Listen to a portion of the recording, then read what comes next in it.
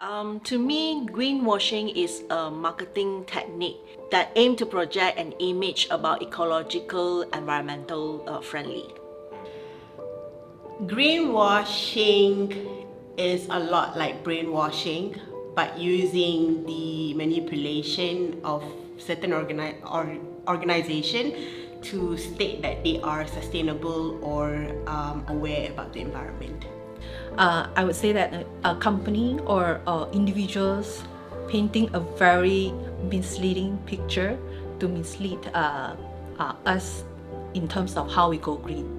So yeah, it's more of just hoo-ha, from the front, with shouting out about what they can do or what they are doing to help save the environment, but actually back end they are really not doing anything to consider the environment. My take on it as an educator is that greenwashing is not something surprising. So saying that it's not something surprising does not necessarily mean that we condone it. It's the fact that just as how media in itself, a multi-billion-dollar industry making profit and making money, it's not a surprise that greenwashing will be one of the schemes that they use in order to make profit. In the 1980s, the term greenwashing was started by an American environmentalist named J. Westerville. In an essay in 1986, he wrote about such environmental claims from companies and the irony of a hotel. The hotel was expanding in a natural area but also told the customers to reuse the towels. We'll destroy the environment, we'll make sure you reuse your towel, opening the eyes of millions of people to how businesses pretend to be environmentally friendly. In greenwashing, there are actually basically like 7 sins. Sins of fibbing, sins of less information, sins of vagueness. There's a lot of vagueness when they do the campaign by promoting and highlighting what is good for the environment, but behind the stage, right, there's a lot of things that are not really well explained, and lack of further detailed information to be given to the publics. Brands and companies, because a lot of people have their eyes on them, so they are trying whatever they can using flowery words, marketing campaigns, tactic, pictures, videos to make you feel good, but not really changing the ecosystem of how it really contributes to the environment. I think for the campaigns to be labeled as greenwashing in the first place, they may have not the marketing strategists may have not thought thoroughly about a few of details when they plan for the campaign. So always we will say that the devil lies in the details, because marketing is to show you what they want to highlight and to let the publics know what the marketing team wants the public to perceive. So it's all about perception. It's all about what you choose to see. One of the many businesses under this accusation is H&M.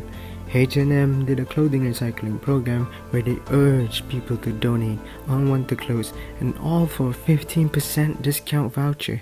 That is a greenwashing tactic because fast fashion itself is a toxic industry and they often produce immense clothing that may go out of style the week later, fooling you that you're helping the environment when in fact you're actually worsening. Even if they've been called out by activists, even if they have already been uncovered for their supposed manipulation, the amount of hurt that they get may not be, or the amount of damages that will cause to their company may not be as much, right? And the reason for this, and I think the reason for this, because when they invest in a particular advertisement or advertising, they will not invest in advertising that will not work. So like you mentioned just now, H&M is an example of a company that positioned themselves as an ethical brand, but in general fact or in the truth that they really don't practice that, right? But it doesn't really cause that harm to their brand as much, because even if activists call them out, No one actually buy H&M because they're environmentally friendly in comparison to because their brand has already been there for a long time. So as an educator, yes, I'm not surprised by it. At the same time, what I do is to give awareness to the students, to get them educated and aware about this matter, so that later when they become content creator themselves, or when they become people with power, with control in the media industry, they will be able to kind of stray away, hoping that they will be able to stray away from not using the same kind of practice in the future. This is where we use the formative years to hopefully get them to realize that in the future they have to make the right decision, not just for the company to make money, but also for the environment, so that it's sustainable for the people that they're working with, so that the connection will last for a long time. If we keep demanding, right, for better alternatives for your clothing and all that, there will come a day where the brands will listen to us and make a change, because in the end we hold the power to their sales, right? And we are the ones giving money to them. In comparison to having a constructively critical mindset where you ask what is the problem, what is the root of the problem, and then you ask yourself what can you do to enhance or change this particular issue or problem, right?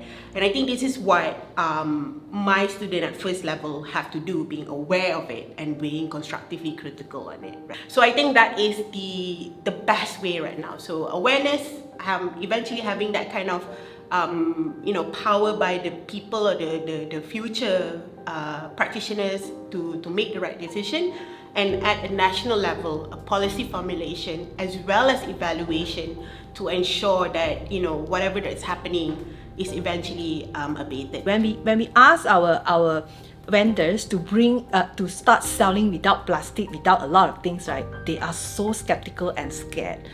But we really educate them, this is how we can do it. We will call the right consumers to see, to experience it. You don't have to feel rejects, because we create the environment for everybody, for the vendors and the customers.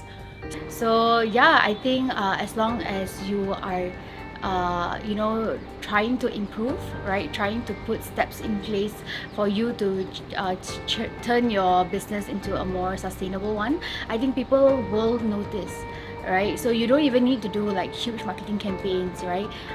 People will find you if you yourself are practicing sustainability.